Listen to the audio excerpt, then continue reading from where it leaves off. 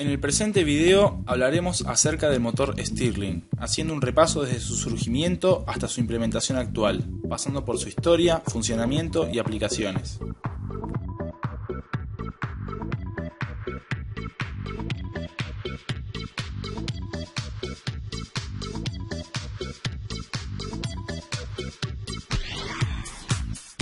A principios del siglo XIX, la revolución industrial comenzaba a tomar fuerza.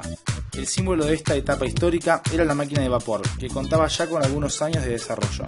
Sin embargo, las máquinas de vapor eran aún monstruos enormemente costosos, muy ineficientes e incluso peligrosos, pues las calderas explotaban frecuentemente.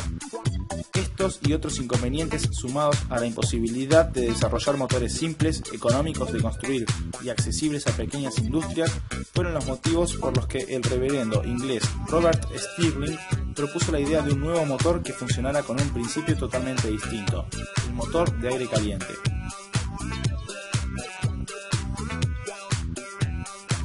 En sus primeros tiempos, el motor se usó como fuente de poder de pequeñas máquinas, herramientas y bombas de agua que se convirtieron rápidamente en un éxito de ventas entre los granjeros del oeste norteamericano. Incluso hasta las primeras décadas del siglo XX, se vendían ventiladores de mesa que funcionaban con un pequeño mechero en la parte inferior del aparato.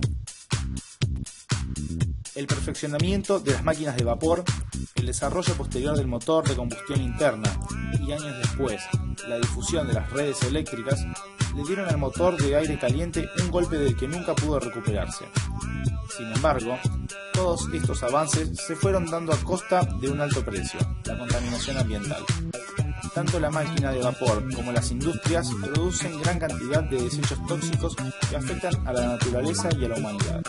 Es por esto que el motor de desarrollo Stirling presenta una aplicación sustentable gracias a su funcionamiento de ciclo cerrado y regenerativo. Usando conocimientos de la termodinámica, podemos explicar a grandes rasgos cada una de las etapas que lo constituyen, así como sus defectos y virtudes. En primer lugar, un motor Stirling es un motor térmico que opera por compresión y expansión cíclica de aire u otro gas, llamado fluido de trabajo, a diferentes niveles de temperatura, tales que se produce una conversión neta de energía calorífica a energía mecánica. En otras palabras, se trata por un lado de un sistema termodinámico en el cual el fluido está permanentemente contenido en el sistema, y por otro lado, de un regenerador que describe el uso de un tipo específico de intercambio y almacenamiento térmico. Su ciclo de trabajo se conforma mediante dos transformaciones isocólicas: calentamiento y enfriamiento a volumen constante, y dos isotermas: compresión y expansión a temperatura constante.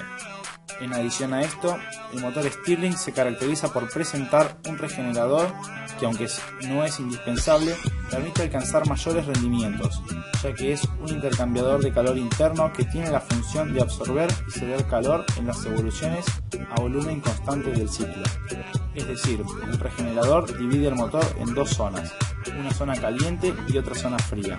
El fluido se desplaza de la zona caliente a la fría durante los diversos ciclos de trabajo, atravesando el regenerador. Resumiendo lo mencionado anteriormente, el motor Stirling es el único capaz de aproximarse al rendimiento máximo teórico conocido como el rendimiento de Carnot, por lo que, en lo que a rendimiento de motores térmicos se refiere, es la mejor opción. Además, el rendimiento del ciclo es sensible a la temperatura exterior, por lo que su eficiencia es mayor en climas fríos como el invierno de los países nórdicos, mientras tendría menos interés en climas como los de los países ecuatoriales. Pero la ventaja que posee el motor Stirling es que solo necesita de un pequeño diferencial de temperatura para poder generar energía mecánica a partir de energía calórica, convirtiéndolo en una alternativa donde otro tipo de máquinas no tienen opción. Por lo general, para producir trabajo a través de otras máquinas térmicas, necesitamos un aporte térmico de alta calidad, es decir, a alta temperatura, para lo cual necesitamos combustibles específicos que se adapten a la máquina. Por ejemplo, para los motores de combustión interna necesitamos gasolinas, para una turbina de gas necesitamos gas natural, y para una turbina de vapor, como las de las centrales de carbón o nucleares, necesitamos calentar el agua por encima de los 400 grados centígrados. Sin embargo, el Stirling puede funcionar simplemente con el calor de la mano o el desprendido de una taza de café humeante. Es por ello que se puede aprovechar una infinidad de energías residuales de difícil uso por otras máquinas. Aunque es cierto que los rendimientos son menores, estamos recuperando energía que de otro modo se perdería en el ambiente, aumentando el rendimiento total de los sistemas y disminuyendo la contaminación ambiental. Dentro de las diversas aplicaciones se encuentra la plataforma solar de Almería, en España, en donde se construyeron equipos formados por grandes discos parabólicos que reflejan y concentran la luz solar hacia un motor Stirling, el cual produce energía mecánica que mediante un alternador es transformada en energía eléctrica.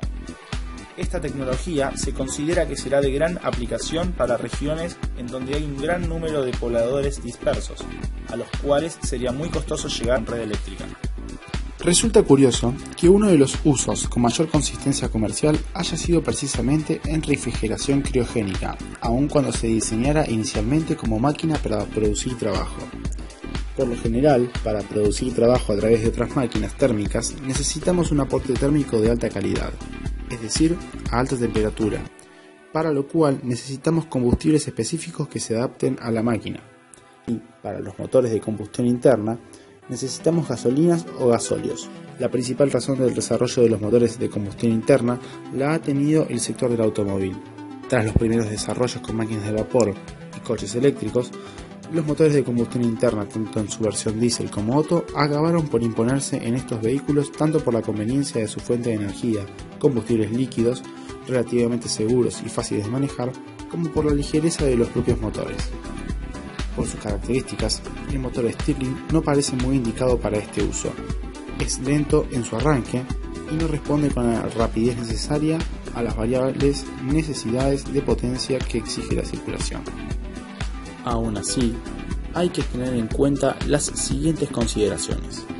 Los motores de combustión interna tienen unos rendimientos promedios que van del 25 al 40%, pero ¿se sabía que el porcentaje restante se va en calor de los gases de escape?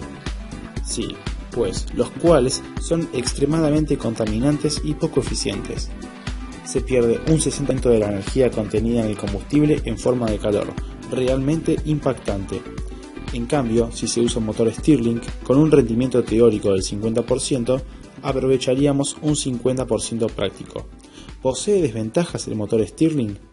La principal desventaja del motor Stirling es la necesidad de poseer intercambiadores de calor de entrada y de salida, que tienen que contener el fluido de trabajo a alta temperatura, así como soportar los efectos corrosivos de la fuente de calor y de la atmósfera. Esto supone un encarecimiento de la máquina. La disipación del calor en el foco frío es complicada, porque el refrigerante se mantiene a la temperatura más baja posible para aumentar la eficiencia térmica. Esto incrementa el tamaño de los radiadores, lo que dificulta los diseños compactos. Todo esto, junto con los costes de los materiales, ha sido uno de los principales factores limitantes a la hora de su uso en automoción. Pero existen otros usos donde el ratio peso-potencia no es tan crítico como propulsión naval. Un motor Stirling no puede arrancar instantáneamente, tiene que primero calentarse. Esto es cierto para todos los motores de combustión externa, pero menor que otros como la máquina de vapor. Su mejor uso es en motores que requieran una velocidad constante. Además, para mantener el trabajo constante de los motores Stirling y para ajustarlo se requiere un diseño cuidadoso y mecanismos adicionales. Generalmente se hace variando el desplazamiento del motor o la cantidad de fluido de trabajo.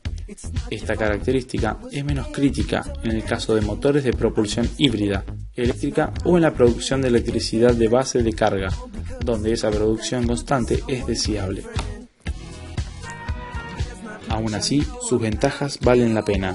Funciona con cualquier fuente de calor, no solo por combustión, por lo que se puede utilizar fuentes de calor solar, geotérmica, nucleares, biológicas, entre otras. Se puede usar un proceso de combustión continua, por lo cual se pueden reducir la mayor parte de las emisiones de hidrocarburos. Presentan mecanismos y juntas en foco frío, y por lo tanto dan menos lubricación y duran más que otras máquinas alternativas. Usa un fluido de trabajo de una única fase, manteniendo las presiones internas cercanas a la presión del diseño y por lo tanto reduce los riesgos de explosión.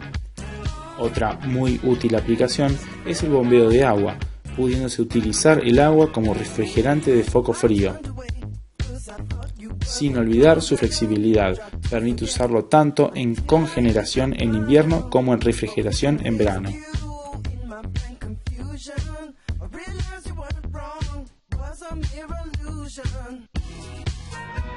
It really didn't make sense.